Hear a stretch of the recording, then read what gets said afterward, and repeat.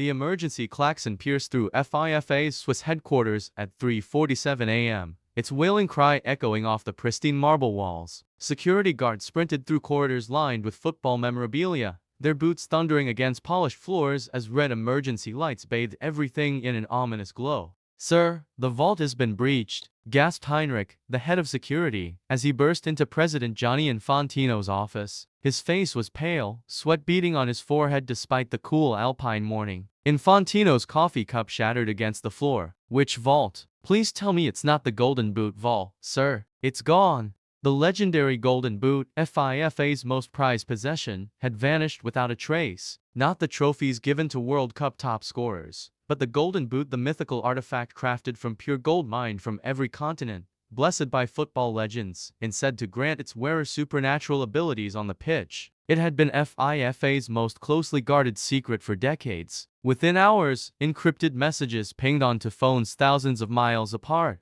In his Turin mansion, Cristiano Ronaldo was completing his morning workout when his secure phone buzzed. The message was brief but electrifying. "The Golden Boot has been stolen. You know what it means. The race begins now." Car7's eyes widened. He'd heard whispers of the Golden Boot throughout his career, legends passed down from Pele, Maradona, and other greats. They said whoever possessed it would become the ultimate footballer, their skills transcending human limits. Simultaneously, in his Paris apartment, Lionel Messi received an identical message. The Argentine maestro set down his mate tea, his mind already racing. If the rumors were true, the Golden Boot could settle their eternal rivalry once and for all. Both superstars mobilized their resources immediately. Private jets, security teams, and networks of contacts across the globe activated like sleeper cells. The unspoken understanding was clear. This wasn't just about recovering stolen property, this was about claiming football immortality. The first clue emerged from CCTV footage analyzed by FIFA's cyber division. A figure in a black hooded jacket had somehow bypassed 17 different security systems, each more sophisticated than most government installations. But one frame showed something crucial: a distinctive tattoo on the thief's wrist, a serpent wrapped around a football. "El Serpente," whispered Ronaldo's longtime security chief, Jew, as they studied the image aboard Car7's private jet high above the Mediterranean. "I thought he was just a myth." Ronaldo's jaw tightened. El Serpente, the serpent, was supposedly a legendary master thief who specialized in stealing sports memorabilia. Some said he was a disgraced former player seeking revenge against football's establishment. Others claimed he was a collector obsessed with possessing the impossible. In Paris, Messi was reaching the same conclusion. "If El Serpente has it," he told his trusted advisor, "then this is bigger than we imagined. He doesn't steal for money, he steals for sport. This is a game to him." The trail led first to Istanbul, where black market dealers in ancient artifacts whispered about a mysterious buyer seeking items related to football's origins. Both Ronaldo and Messi's teams converged on the Grand Bazaar, though neither knew the other was already in pursuit. The Grand Bazaar hummed with its usual chaos, vendors calling out in a dozen languages, tourists haggling over carpets and spices, and the constant shuffle of thousands of feet across centuries-old stones. But beneath the surface commerce, darker dealings took place in hidden alcoves.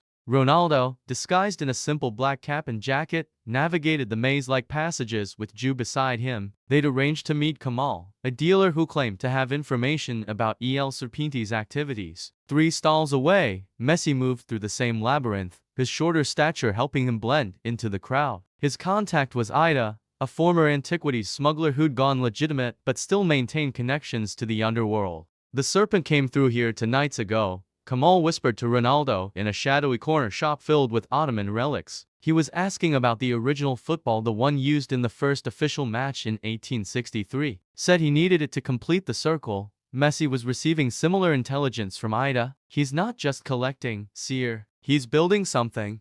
The Golden Boot was just the centerpiece. There are other items: a piece of the original Wembley goalposts, dirt from the Maracana pitch where Pele scored his 1000th goal, even a fragment of the original World Cup trophy from 1930. As both football legends processed this information, a commotion erupted in the main thoroughfare. Shouts in Turkish echoed off the vaulted ceiling, followed by the sound of running feet and overturning market stalls. A figure in black sprinted through the crowd, moving with impossible grace between startled shoppers and diving merchants. El Serpente, it had to be him. The serpent tattoo was clearly visible on his exposed wrist as he vaulted over a carpet display. Both Ronaldo and Messi emerged from their respective meetings to see the chase unfolding. For a moment, their eyes met across the crowded bazaar. Surprise, recognition, then fierce determination. The rivalry that had defined a generation of football was about to take on a new dimension. The chase through Istanbul ended when El Serpenti vanished into the city's ancient underground cisterns, leaving behind only a cryptic clue spray painted on a Byzantine column,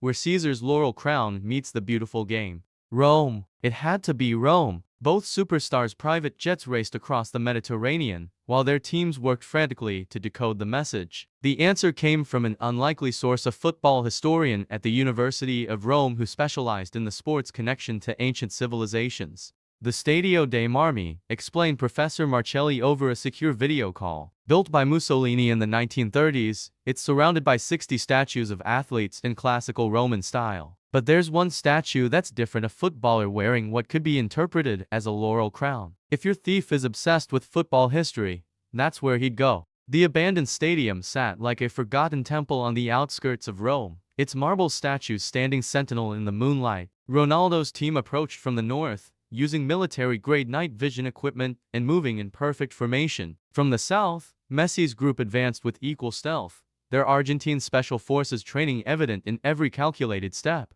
Inside the stadium, El Serpenti worked by lamplight in the center of the pitch. Around him, arranged in a perfect circle, were dozens of football artifacts, boots worn by legends, pieces of historic stadiums, even what appeared to be the original golden boot, gleaming in the artificial light. But as both teams closed in, they realized they weren't the only ones hunting the thief. Dark figures moved through the stadium's upper levels, professional mercenaries with advanced weaponry and clear hostile intent. "This is bigger than football," Ju whispered into his unit as he spotted at least 12 armed figures taking positions around the stadium. "Someone else wants that boot, and they're not planning to ask nicely." Messi's team had reached the same conclusion. Through their scopes, they could see the mercenaries were no identifying marks, but their equipment and tactics suggested military training from multiple nations. This was an international operation. At the center of it all, El Serpenti seemed oblivious to the converging forces. He was chanting in Latin, his hands moving over the arranged artifacts in what appeared to be some kind of ritual. The golden boot began to emit a faint, ethereal glow. Suddenly, the night erupted in chaos. The mercenaries struck first, rappelling from the stadium's upper reaches with tactical precision. But they hadn't accounted for two of the world's greatest athletes and their elite security teams being present. Ronaldo's Portuguese military advisors opened suppressing fire, their shots echoing through the ancient stone structure. Messi's Argentine team flanked from the opposite side, creating a crossfire that sent the mercenaries scrambling for cover. In the confusion, El Serpenti grabbed the golden boot and sprinted toward the stadium's exit tunnels. But Ronaldo was faster, his legendary speed allowing him to close the distance in seconds. The two men crashed through a barrier and tumbled down stone steps into the stadium's underground passages. Messi wasn't far behind, his low center of gravity and incredible balance helping him navigate the treacherous terrain as gunfire continued to echo above. The three men found themselves in Rome's ancient catacombs, surrounded by centuries-old skulls and the whispers of history. "You don't understand what you're dealing with," El Serpenti gasped, clutching the golden boot to his chest. In the torchlight, his face was visible for the first time, scarred, weathered, but with eyes that burned with fanatic intensity. "This boot isn't just a trophy, it's a key." "A key to what?" Ronaldo demanded, his voice echoing off the catacomb walls. Despite the chaos above, all three men were momentarily transfixed by the golden boot's otherworldly glow. El Serpenti smiled, the expression equal parts triumph and madness. "To the Chamber of Champions, the secret vault where FIFA has hidden the true history of football. Every rigged match, every bribe, every cover-up for the past century. But more than that, evidence of what football really is."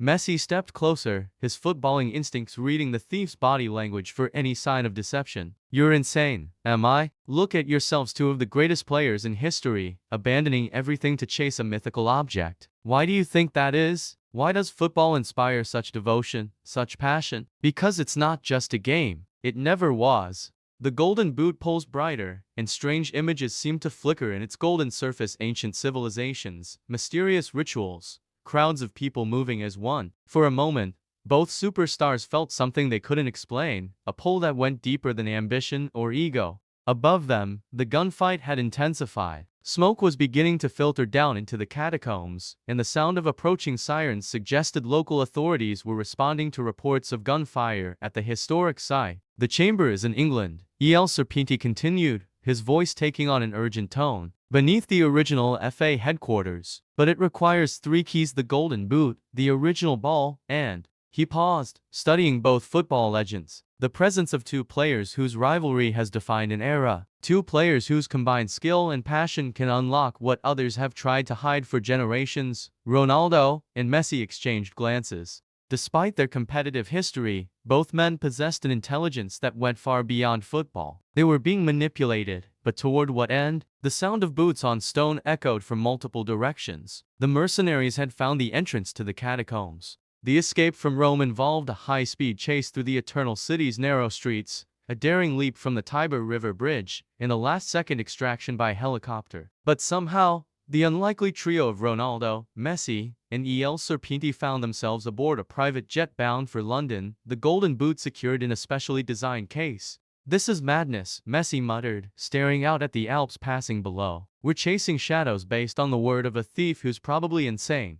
But Ronaldo was studying historical documents. E.L. Serpenti had provided photocopied pages from archives that supposedly traced football's origins back to ancient mystery schools and secret societies. "Look at this," he said, pointing to a passage in Latin. "It talks about the sacred game that binds nations and reveals truth. What if he's right? What if there's more to football than we ever imagined?" E.L. Serpenti, secured with high-tech restraints but still cooperative, leaned forward. "You've both felt it, haven't you? Moments on the pitch when time seemed to slow, when you could see the entire game unfolding like a geometric pattern, when you felt connected to something larger than yourself." Both players fell silent. Every professional athlete had experienced those moments, times when their performance transcended the physical and touched something almost mystical. The plane descended through London's perpetual cloud cover toward a private airfield, but as they prepared to land, air traffic control's voice crackled through the cabin. "Unknown aircraft.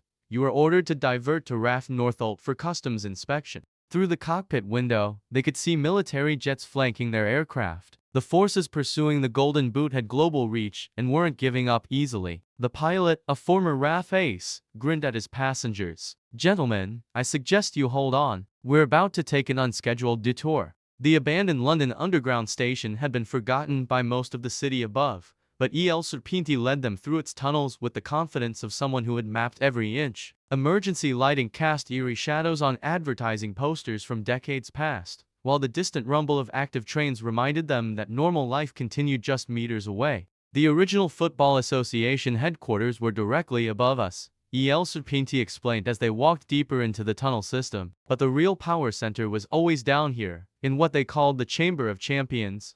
They emerged into a vast circular room carved from London's bedrock. Ancient stone walls were covered with murals depicting football scenes that seemed to span centuries: players in Roman togas, medieval knights kicking leather balls, Victorian gentlemen in the first official uniforms. But there were other images too, crowds of spectators whose eyes all reflected the same mysterious light, and symbols that seemed to pulse with their own energy. At the center of the chamber stood 3 pedestals arranged in a triangle. One held an ornate golden sphere, the original ball, crafted from leather that seemed to shimmer with age and significance. The second pedestal was empty, clearly designed for the golden boot they carried. The third held something unexpected, a crystal formation that pulsed with the same ethereal light they'd seen in the golden boot. "The heart of the game," E.L. Serpenti whispered reverently. "The source of football's power over human consciousness. For over a century, a secret organization has used it to influence global events through the world's most popular sport." Messi approached the murals, his keen eye for patterns recognizing something others might miss. "These aren't random scenes. They're telling a story. Football wasn't invented in England, it was rediscovered. This goes back thousands of years." Ronaldo was examining the pedestals, noting the precise geometric arrangement, and the way they seemed to channel energy toward the chamber's center. "You said we needed to be here to players whose rivalry defined an era. Why?" Before E.L. Serpenti could answer, the chamber's entrance sealed with the grinding of ancient stone. Emergency lighting activated, revealing that they weren't alone. Figures in dark robes emerged from alcoves they hadn't noticed, surrounding them in a perfect circle. The leader lowered his hood, revealing the face of someone both players recognized, a former FIFA president who had supposedly died years ago. "Gentlemen," he said with a smile that contained no warmth, "welcome to the truth. You've both been pawns in a game far greater than football." The robed figure continued, his voice echoing off the ancient walls. "Your rivalry, your achievements, even your presence here tonight, all orchestrated to serve a higher purpose." Messi's mind raced, connecting dots he'd never seen before. The suspicious referee decisions, the perfectly timed injuries to key players, the way certain matches always seemed to have outcomes that served larger political interests. World events shaped by football results, Ronaldo added, his own pieces falling into place. Elections swayed by World Cup performances, peace treaties signed after victory celebrations, entire nations' moods manipulated through their team's fortunes. El Serpenti laughed bitterly. "Now you begin to understand. I wasn't stealing the golden boot, I was trying to stop them from completing their grand ritual." For decades, they've used football to influence human consciousness on a global scale. But tonight, with the three artifacts together and the two of you present, they plan to expand that influence exponentially. The former FIFA president raised his hands, and the chamber began to hum with energy. The golden boot, still in its case, started to glow brighter. The original ball spun slowly on its pedestal, and the crystal formation pulsed in rhythm with some unheard heartbeat. "Imagine," he said, his eyes reflecting the same mysterious light from the murals, "a world where every match outcome serves our vision of order, where the passion of 4 billion football fans can be channeled toward any cause we choose. No more wars we cannot control, no more political movements we cannot predict."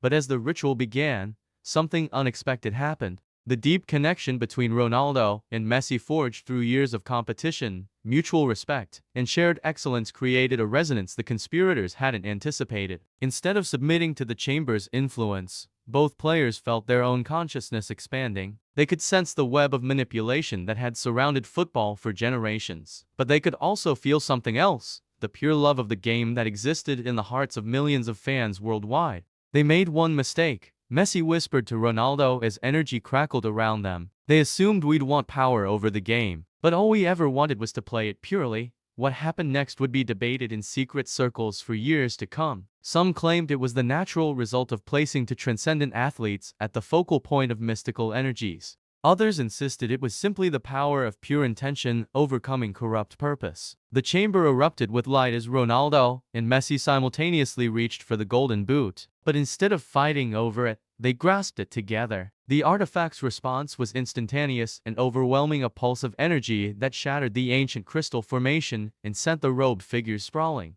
Images flooded their minds, every match that had been rigged, every result that had been predetermined, every moment when football's natural beauty had been sacrificed for hidden agendas. But they also saw something else, the genuine joy of children playing in streets around the world, the authentic tears of fans celebrating victories, the real connections formed between people through their shared love of the beautiful game. El Serpenti, revealed now as a former player whose career had been destroyed by the conspiracy, helped them channel the energy properly. "It's not about destroying football," he shouted over the chamber's rumbling. "It's about setting it free." The original ball rose from its pedestal, spinning faster as it absorbed decades of accumulated mystical energy. The chamber's walls began to crack, and chunks of ancient stone fell around them. Through their connection to the golden boot, both superstars could feel the web of control breaking apart. Across the world, referees suddenly remembered why they'd fallen in love with football in the first place. Corrupt officials found themselves unable to ignore their consciences. Players who had been pressured to underperform felt a renewed desire to give their best. The chamber's entrance burst open as the energy release destabilized its ancient mechanisms. Emergency sirens wailed in the distance, and the sound of approaching footsteps suggested that authorities were finally closing in on the underground facility. "We have to go," Ju's voice crackled through Ronaldo's earpiece. "The entire tunnel system is becoming unstable." As they fled through the collapsing passages, the golden boot's glow finally began to fade. But something had changed in both players, a deeper understanding of their sport's true significance and their role as its guardians. 6 months later, the football world had noticed subtle but significant changes. Refereeing standards had improved dramatically across all leagues. Several high-profile corruption cases had been exposed when officials unexpectedly confessed to their crimes. Most remarkably, the quality of play seemed to have elevated globally. as if players at every level were rediscovering their pure love for the game. Ronaldo and Messi never spoke publicly about their adventure, but their rivalry took on a new dimension. They continued to compete fiercely, but there was an underlying respect and understanding that transcended their previous relationship. Fans noticed that both players seemed to be playing with a joy and freedom they hadn't displayed in years. The Golden Boot was returned to FIFA under circumstances that remain classified. Officially, it had been recovered through an international law enforcement operation targeting antiquities smugglers. The artifact was placed in a new, more secure facility, though those responsible for its protection reported that it no longer exhibited any unusual properties. El Serpente vanished as mysteriously as he had appeared, but occasionally, young players from disadvantaged backgrounds would receive anonymous scholarships or find that obstacles to their football development had mysteriously disappeared. In a small cafe in Barcelona, Messi sipped his morning coffee and read reports about promising young players emerging from academies around the world. The game was healing itself, returning to its roots while maintaining its evolution towards something greater. In Turin, Ronaldo completed his daily training routine, marveling at how football could continue to surprise him even after all these years. The passion burned as bright as ever, but now it was tempered with wisdom about the game's true power and responsibility. Both men understood that they had been part of something larger than themselves, larger even than football. They had helped preserve the sport's essential truth, that at its heart, football was about human connection, dreams made manifest through skill and dedication, and the simple joy of a ball at your feet. The beautiful game was free to be beautiful once again, and somewhere in the depths of London, in chambers that would never again echo with conspiracy, the ghosts of football's past smiled and finally rested in peace. The game belonged to the people now, as it always should have. The greatest trophy wasn't golden at all, it was the preservation of football's soul for future generations of dreamers, players, and fans who would carry its magic forward into an uncertain but hopeful future.